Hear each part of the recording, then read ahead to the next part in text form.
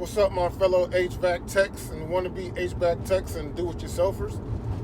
If this is your first time watching one of my videos, consider subscribing and liking this video if you think it helps you.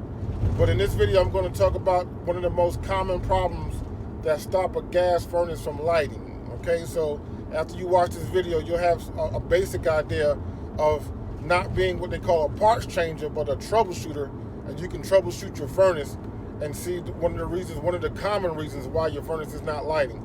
I'm going to narrate this video because it's so loud, but check out the video. Here we go.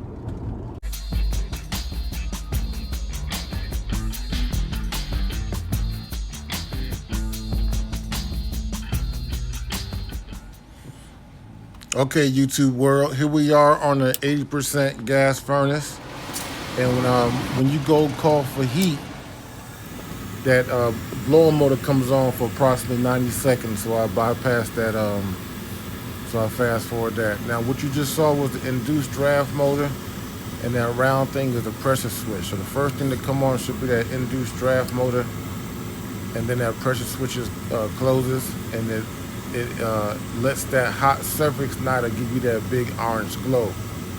I made a video before that talked about listening and hearing for things. Now, that orange glow is the third step when you call for heat.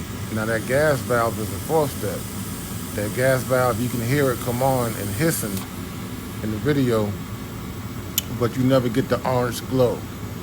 So right now, we're determining that the hot surface igniter is failed on this furnace. So in a few moments, I'm going to show you guys how to swap out the hot surface igniter. But if your furnace is not getting that big orange glow, for the ones who has a electric ignition, this is what you're going to do. Now I got my meter out and I unplugged the hot surface igniter, and the parts that has the prongs, you're going to put your meter on inside there, and you should get 120. If the board is good, you should get 120 at your meter. And that's what I'm doing right here in this video. And as you can see in the video, I'm getting 120 volts off those leads that go to my hot surface igniter. So what I'm going to do is I'm going to remove that hot surface igniter. The tools you're going to need is going to be a nut driver, a 1/4 inch. On furnaces, you're going to do two sizes pretty much, a 5/16 and a 1/4 inch. And here I'm giving a second, I'm going through a second run or second cycle just to double check that hot surface igniter. And again, I'm getting 120 volts at my leads. So we're going to go ahead and change out the hot surface igniter. I'm going to place the camera in this cabinet so you guys can see. I take my 1/4 inch nut driver and just unscrew the bracket from the burners. And that hot surface igniter is very fragile, so you got to be careful, but it's no good anyway. But just be real careful taking it out, and when you get the new one, be careful putting it in. And if you look real close at that hot surface igniter, there's some little spot on the front and back that shows like a burn mark, and that's going to be a break in the hot surface igniter. So obviously that hot surface igniter is no good. Now that data plate shows, if you got to go buy a new one, you want to get your model number and your serial number off of your data plate. So when you go to the supply house, you can tell them what model number and serial number that you have for your hot surface igniter. And there you see in the video, I got a new one. You know, you're gonna switch over the bracket. So I took the old bracket, put it on the new hot surface igniter, and you carefully put that hot surface igniter back where you got it from, and drive your screw inside the hole. And be careful not to touch that black part of your hot surface igniter. Don't bang it up on nothing. Don't put your hands on it because it's very fragile. Okay, so I'll go ahead and button it back up, and I'm going to go through a cycle. The first thing when you call for cool is that blower motor. So that blower motor is going to run for a while, but that little fan thingy, okay, that's another thing, guys. Be sure to not use the power.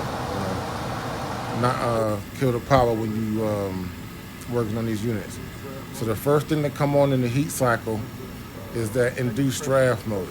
That should spin, and that sucks negative pressure from that pressure switch, closes that pressure switch, and now since we changed that hot surface igniter, we should get that big orange glow, which is happening right now, and that shows that your hot surface igniter is working. So next that's going to happen is your gas valve is going to open up, and it's going to shoot out the flames, and voila, we got heat.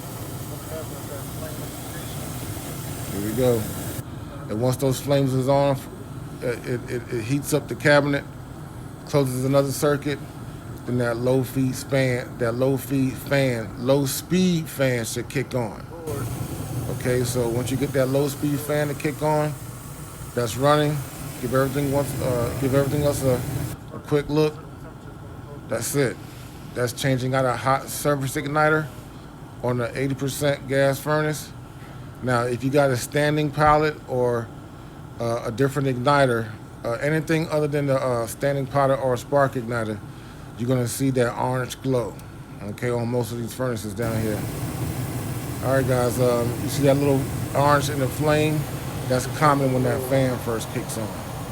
So when you got that fan going over those, when that fan first kicks on, you will get some orange in the flame, but other than that, you want pretty blue flame. That's a picture of the old box, sorry, the new box, and the tools I use, and that's it.